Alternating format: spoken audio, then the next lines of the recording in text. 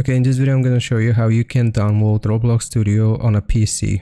Now what we want to do is just go to Google and search for Roblox Studio. Just Google search, and here we want to open up the first website, so Roblox Creator Hub.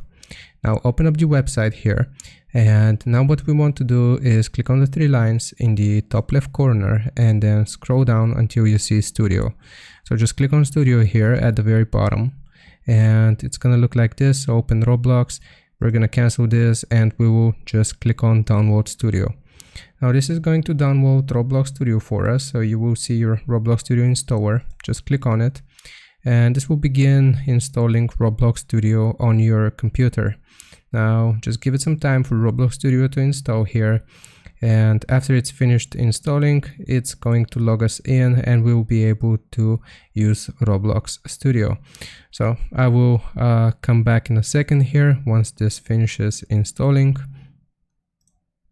Okay, and as you can see here, we have the Roblox Studio app open and we're just gonna log in with our account, and that's how you do it. I hope this helps you out. Leave a like and sub if it did, and I'll see you next time.